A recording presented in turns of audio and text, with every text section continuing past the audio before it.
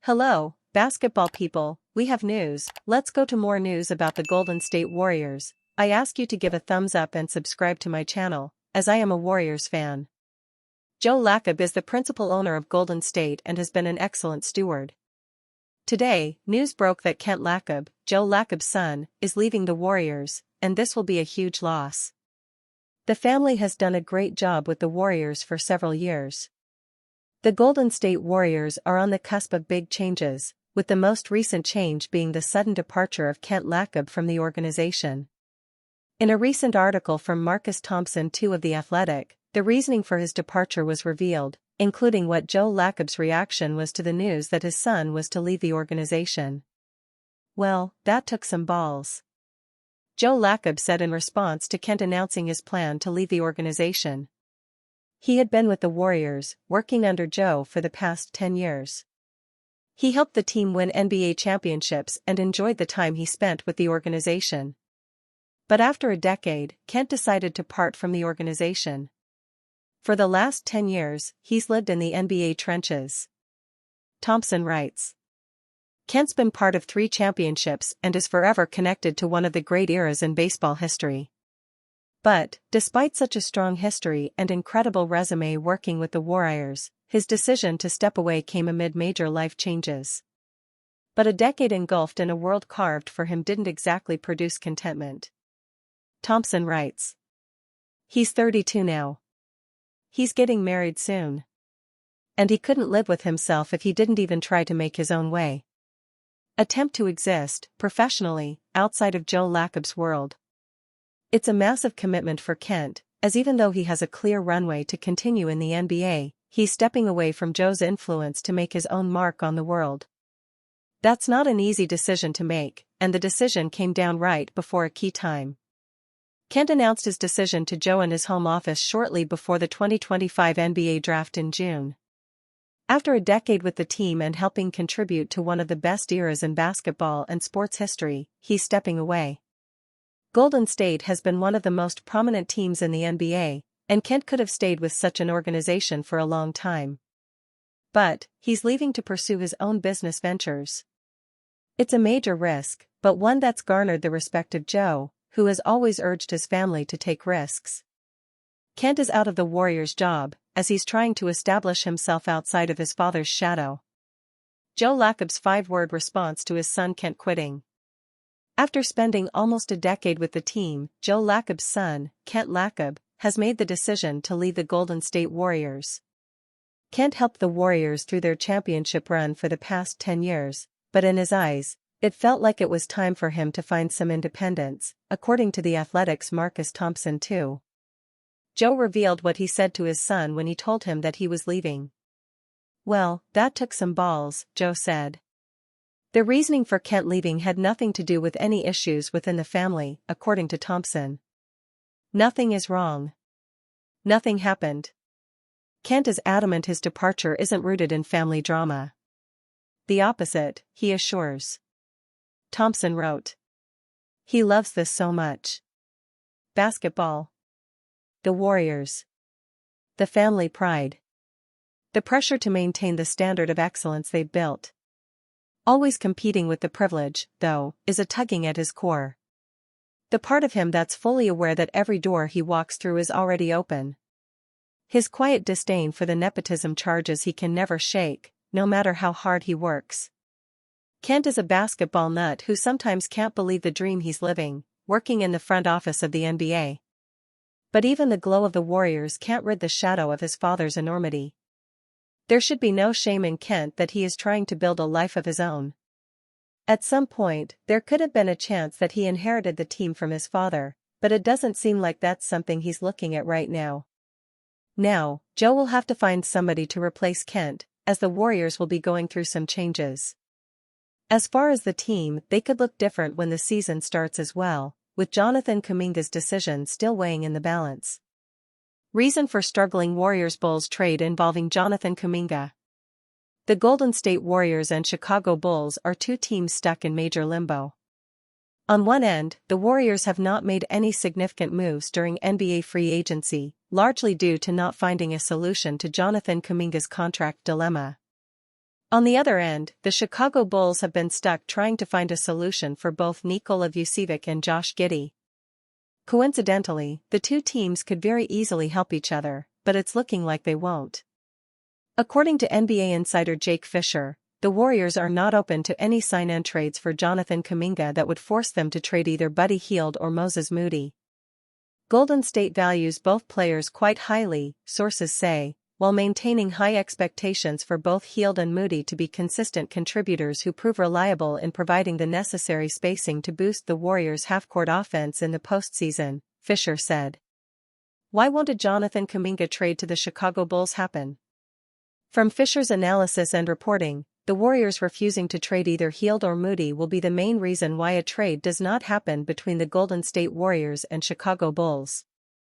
The Warriors' refusal to entertain the prospect of surrendering Hield or Moody in those circumstances are among the prime reasons that it's difficult to envision Golden State and Chicago ever finding common ground on a sign-and-trade construction that features Kuminga and Giddey switching teams, Fisher said. Are the Golden State Warriors interested in Josh Giddey? It may have seemed like the Warriors' interest in Josh Giddey seemed to have come out of nowhere, but according to Fisher, their interest is genuine. However, if the team has to trade Hield or Moody, it won't be happening. I'm told that the Warriors continue to value Giddey's skill set and have communicated their interest to the Australian point guard's representation. There simply does not appear to be a feasible pathway to such a trade, not right now, Fisher said. Simply stated, the Golden State Warriors are interested in trading for Josh Giddey, which would likely be for Jonathan Kuminga, but the salaries make it tough. The base year compensation issue alone makes it challenging before we even get to the limited salary matching and outgoing player flexibility that Golden State is currently facing, Fisher concluded. The Warriors and Bulls still have over a month before training camp, but once the clock reaches September, then it may be short. Warriors and Bulls can resolve each other's biggest problems in one fell swoop. Josh Giddey for Jonathan Kuminga could be the sign-and-trade both teams need. The Chicago Bulls and the Golden State Warriors are in eerily similar situations. Their respective trajectories are admittedly dissimilar, but both franchises are in the midst of contract negotiations with restricted free agents that have taken far longer than anyone expected them to. There's an ideal world in which Chicago and Golden State resolve one another's dilemma, but it will require creative solutions on both ends of the equation.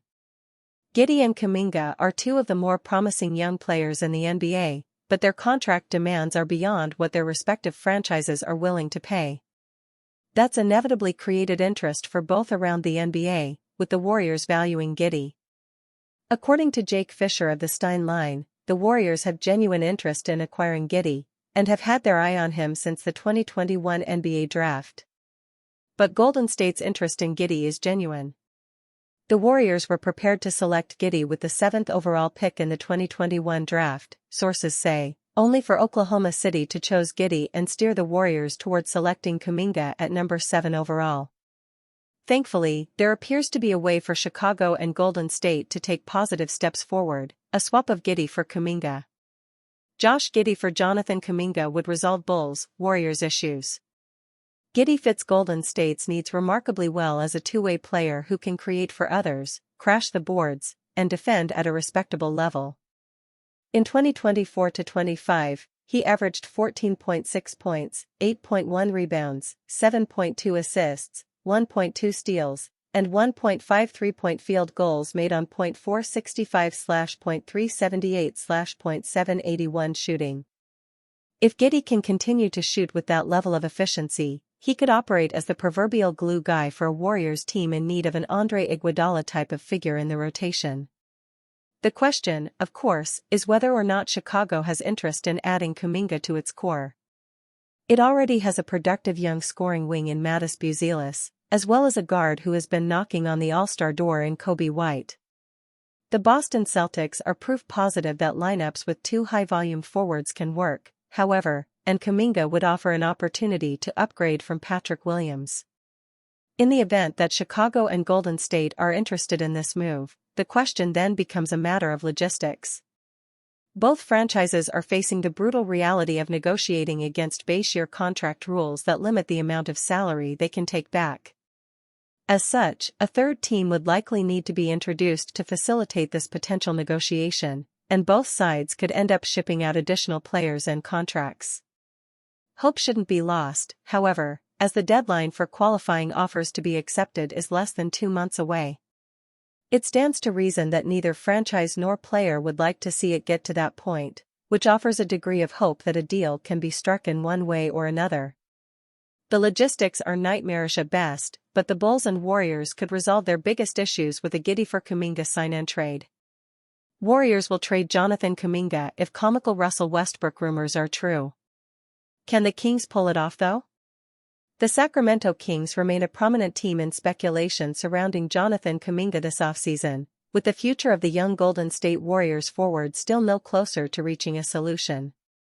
Yet if surging rumors of Sacramento's other moves are anything to go by, they're aligning things as if a Kuminga trade will go down rather than the 22-year-old remaining in a marriage of convenience at the Warriors. The Kings are reportedly after former MVP Russell Westbrook. The Kings are reportedly the leading suitor for unrestricted free agent Russell Westbrook, yet it makes little sense without one or multiple trades also taking place. Having already signed former Warrior Dennis Schroeder earlier in free agency, Westbrook could now be the latest guard added to the roster according to ESPN's Tim McMahon on Tuesday. League sources consider the Sacramento Kings the most likely destination for Westbrook, who will turn 37 during the first month of the season. If that's the case, Westbrook would likely come off the bench again and share ball-handling duties with free agency addition Dennis Schroeder, McMahon wrote. The link to Westbrook is comical at best and awful at worst based on Sacramento's current roster, with the guard positions already loaded with Schroeder, Zach LaVine, Malik Monk, Keon Ellis, and Devin Carter. Even if you want to classify Schroeder as the only pure point guard in that group, the added presence of DeMar DeRozan and Domantas Sabonis means Westbrook is going to get very little on-ball opportunity. It only starts to make remnants of sense if at least one of the currently contracted guards are traded, with Monk the most likely to be moved given trade speculation has accompanied his name throughout the offseason.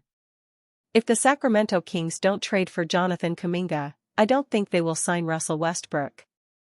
They've been connected to him for months, but signing Russ doesn't make much sense given the current state of the Kings roster. The Kings initially offered up Carter, Dario Saric and 2 second-round picks to the Warriors for Kuminga, but that's since moved up to Monk and a lottery-protected first-round pick which was also rejected. In an ideal world for Sacramento, there's little doubt they would like to trade one or both of Carter and Monk, land Kuminga, and finish their offseason by signing Westbrook. Adding 2 non-spacing threats in Kuminga and Westbrook is incredibly questionable in itself, but it makes a little more sense than simply adding the former MVP to their current glut of guards. The Kings are moving in a way that suggests Kuminga will eventually land with them, but the ball is still in the hands of the Warriors who are hoping to retain the former 7th overall pick, even if it's just to trade him at a later date.